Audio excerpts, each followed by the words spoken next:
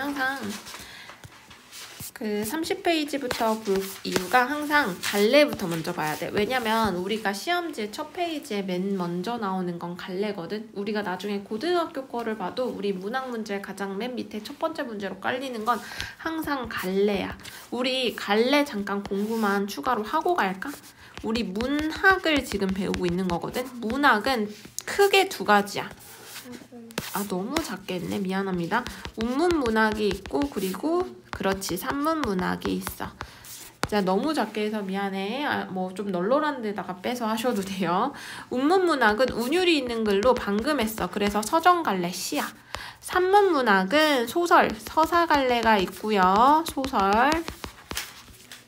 그리고 또 교술갈래, 수필, 극갈래, 희곡과 시나리오가 있어요. 자, 근데 여기서 우리가 이번에 배우는 거는 아까 운문 했었잖아. 그거는 시고 운율이 있는 글이고, 이제는 줄글의 양식인 산문문학의 수필, 교술갈래를 배울 거야. 알겠죠? 그래서 수필은 다른 말로도 뭐라고 한다? 교술갈래라고도 한다. 얘는 교술갈래는 얘들아 어떤 특징이 있어? 내 이야기, 정말 내 이야기를 해. 그래서 경험을 통한 깨달음을 적게 되거든. 자, 그러면 경험했다라는 거는 사실이야, 아니야? 사실이고 깨달은 건 내 생각이잖아. 그래서 사실과 의견이라는 선지도 맞아. 알겠죠? 자, 그래서 고백적이라는 거는 내가 내 경험을 나타냈기 때문에, 내 깨달음, 내 생각도 진솔하게 얘기했기 때문에 되는 거야. 수필 자체의 특징이야. 그리고 성찰적, 내 깨달음을 드러내는 거잖아. 그쵸? 역설이라는 거는 이 제목에서 느껴질 거야. 알겠죠? 자, 침묵의 진정한 의미를 나타낸 거라고 하는데, 자, 여기서 자신의 체험에서 얻은 생각을 독백체. 여기서 독백체 나오네요. 독백체가 뭘까? 그렇지, 혼잣말이야. 아이고. 혼잣말이야. 그러니까 무슨 얘기냐면 말 건네는 어투는 맞는데 청자가 대답을 안 하면 돼. 알겠죠? 청자가 듣는 사람이 대답을 안 하는 형식이면 그거는 독백체입니다.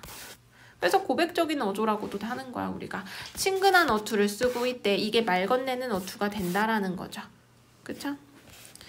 자, 그러면 한번 같이 작품으로 그냥 들어갈게. 한국을 떠나 미국의 애리조나주 투손시의 인디언 축제에 참가했을 때, 뭐뭐 했을 때에다가 체크. 이거는 뭐겠어? 내 경험. 이거는 뭐야? 사실을 드러내는 거죠.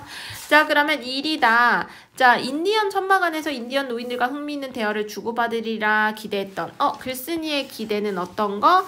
누군가 인디언의 실제 사람들과 대화할 거다라고 생각한 거야. 자, 근데 문제는 아주 뜻밖의 일. 그러니까 무슨 일? 대화할 거다 생각했는데 얘는 뭐야? 침묵을 받았어. 그러니까 기대에서 기대 밖의 경험을 한 거야. 그러니까 무슨 말이야? 대화할 줄 알았는데 대화가 아니라 대화를 기대했지만 실제는 침묵의 경험을 받은 거야. 자, 천막안으로 들어가 그들과 마주 앉자. 나는 내 소개를 하기 시작했대. 나는 글을 쓰는 작가이며 인디언 세계를 묻혀. 자, 여기서 여기 글쓴이라고 되어 있네. 글쓴이가 작가잖아. 작가가 서술자가 됩니다. 그게 이 수필의 특징이야. 그래서 사실적인 글인 거야. 잘 부탁한다는 말까지 잊지 않았대. 인디언들은 철학과 역사를 많이 알고 있다는 것도 넌지시 내비쳤대. 그런데 그들은 아무런 반응도 보이지 않았다. 다만 허리를 꼿꼿하게 세우고 묵묵히 앉아있을 뿐이래. 천막안이 어슴푸레해서 그들의 시선이 나를 향하고 있는 건지 허공을 향하고 있는 건지도 알 수가 없었대. 자, 그러니까 그들은 어떤 태도를 한 거야? 반응이 있어 없어? 아무 반응 없어. 그러니까 뭐 하는 거? 그대로 침묵을 유지하는 상태야. 자, 그러니까 천막마다 그런 식이었대. 그러니까 모든 천막마다 뭐 한 거야? 천막마다 침묵을 하고 있는 거야. 그럼 결국에는 인디언들의 특징인가? 그치? 근데 오해할 수 있지. 아마도 그들이 나를 불청객으로 여기는 모양이라고 자신의 추측이야. 근거는 뭐야?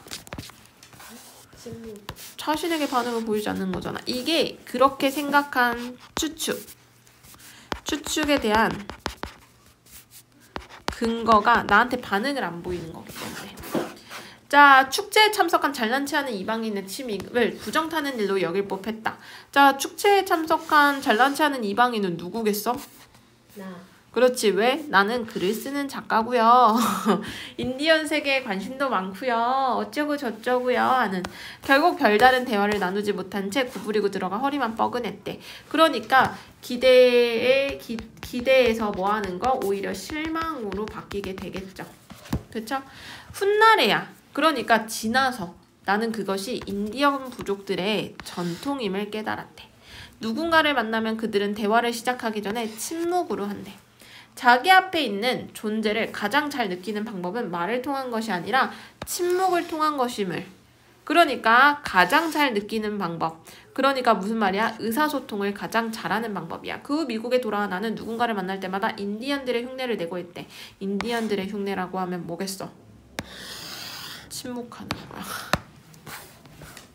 인디언들처럼 침묵한 거야. 자, 그 결과 아주 괴팍하고 거만한 사람. 이게 글쓴이에 대한 사람의 반응이겠죠. 그러니까 무슨 얘기냐면 애들아 너네가 막 선생님한테 안녕하세요 이러는데 요새 아무 말을 하지 않아. 그러면 뭐야 저 사람 왜 이렇게 거만해? 뭐야 얼마만큼 잘났길래 저래? 이럴 수 있잖아. 이렇게 사람들이 오해를 했다는 거야. 자신의 의도와 전혀 글쓴이의 작가의 침묵의 의도와 완전 반대됐죠. 나는 어떤 거 좀 정말 잘 느끼려고 한 건데 글쓴이의 의도는 정말 잘 느끼기 위해서 얘네들과 진정한 소통, 너에 대해서 정말 잘 알 수 있기 위해서 했는데 그게 실은 안 됐다는 거죠. 침묵은 흉내가 아니라 존재의 평화로움에서 이제 그때 깨달은 거야. 이제서야 깨달은 거야. 침묵은 흉내가 아니라 존재의 평화로움. 그러니까 자기는 결국에는 왜 이런 오해를 받았는지, 이게 오해의 이유야. 오해 또는 사람들의 평가의 이유인 거야. 사람들이 나에게 하는 오해나 평가의 이유.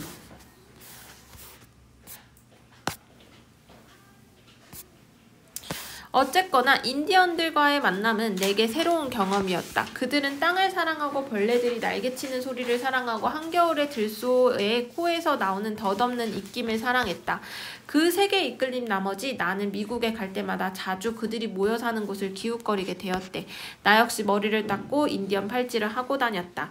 자, 이게 무슨 얘기냐면 어쨌거나 그러니까 인디언들의 만남에 대해서는 아까 처음에는 기대보다 좀 실망했잖아. 기대했다가 실망했다가 여기서 깨달음을 얻었잖아.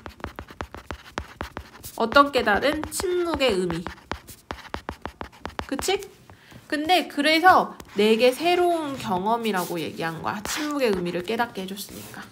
자, 그들은 땅을 사랑하고 벌레들이 날개치는 소리를 사용하고, 그러니까 무슨 말이야? 자연 친화적인 삶을 사는 거야. 있는 그대로의 삶을 받아들이면서 자연과 공존하면서 사는 거야. 그 세계에 이끌린 나머지 자, 나는 미국에 갈 때마다 그들이 모여 사는 곳을 기웃거렸고 그들처럼 하고 다녔대. 몇 번의 여행을 인디언들과 함께 하면서 나는 그들에게서 2개의 인디언식 이름을 얻게 되었대. 그중 하나가 너무 많이 말해. 자, 인디언들이 지어준 거야. 내가 뭘 얼마나 떠들게 그런 식으로 나를 부르는가 따지고 싶었지만 그랬다가 너무 많이 따져서 이름을 얻게 될까봐 그럴 수도 없었대. 자, 그렇다. 고백하지만 나는 그들의 침묵에는 턱없이 모자랐고 그들의 말에는 더없이 넘쳐났대. 그러니까 얘가 그들의 침묵에는 모자랐지만 그들의 말에는 더없이 넘쳐났다. 자, 말이 무슨 말이냐면 그 인디언들이 하는 침묵에는 다가가지는 못했지만 또 말로 따지면 걔네들보다는 너무 많은 거야. 그러니까 무슨 말이야? 쓸데없는 말을 너무 많이 하면서 살았구나. 뭐 하는 거? 반성하는 거야. 그러니까 성찰적인 태도라고 볼 수 있어? 없어? 있는 겁니다. 얘는 성찰적인 태도를 하고 있습니다. 지치죠? 조금만 더 버텨. 자, 그래서 얘들아 지금 끝이라고 하는 거 보니까 서론, 본론, 끝 또는 처음, 중간, 끝 이렇게 3단 구성으로 되어 있어. 라코타족 인디언이 서 있는 곰은 말했대. 침묵은 라코타 쪽에게 의미 있는 깊은 것이다. 라코타 쪽은 대화를 시작할 때 잠시 침묵하는 것을 진정한 예의. 그러니까 잠시 침묵하는 게 오히려 얘네는 예의래. 말 이전에 침묵이 먼저라는 것을 알았던 것이야. 슬픈 일이 닥쳤거나 누가 병에 걸렸거나 또는 누가 죽었을 때 먼저 항상 침묵하는 거야. 어떤 불행 속에서도 침묵하는 마음. 그러니까 언어도 다 다르지만 어떻게? 당신의 모국어는 무엇입니까? 우리의 모국어는 침묵입니다. 자, 근데 앞에서 우리 반어했었지. 얘는 모국어는 말이야 얘들아. 그치? 그러면 소리가 있을 수밖에 없어. 근데 소리가 없는 거래. 말이 안 되지. 이게 모순됐다라는 거야. 너의 언어가 뭐야? 했더니 말을 하지 않는 게 언어래. 이게 모순되는 거야. 논리적으로 같이 있을 수 없는 개념이지. 이거를 우리는 역설이라고 하는 거야. 알겠죠? 자, 그럼 이 의미가 뭐냐 도대체? 침묵을 통해서 훨씬 더 잘 느낄 수 있다라는 얘기입니다. 그래서 처음, 중간, 끝 이렇게 3단 구성을 통해서 침묵의 의미를 한 번 더 얘기를 하는 건데, 자, 그럼 역설 표현 왜 쓰는데? 훨씬 더 강조하고 강한 인상을 주기 때문입니다. 알겠죠? 됐나요?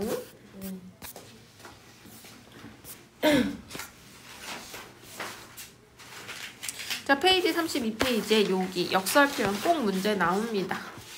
자, 두 볼에 흐르는 빛이 곱다. 고운 거는 좋은 건데 고운 거 보고 서럽대. 서로 어울리지 않는 이미지가 같이 있지. 이게 역설이야. 보내지 않았다 했으면서도 같다라고 하면서도 보내지 아니하였대. 같이 있을 수 없는 개념. 소리가 없다 해놓고 소리가 있다 하네. 같이 있을 수 없는 개념. 슬픔은 좀 안 좋은 감정에 가까운데 찬란하는 건 좀 예쁜 이미지잖아. 서로 어울리지 않아. 알겠죠? 됐나요? 뭐 차가운 아름다움 이것도 서로 어울리지 않아. 시에서는 차갑다는 건 좀 부정적인 거거든. 알겠죠? 됐나요? 강철로 된 무지개는? 이건 역설로 볼 수 있을까? 이미지를 떠올려. 강철. 차갑고 단단한 거 아니야? 무지개는 좀 말랑말랑하고 부드러운 이미지지. 얘도 역설이야. 역설 표현시 여러 개 있는 것이 만들어놨지롱. 자, 그거 밑줄 테스트 치고 외울 거지롱.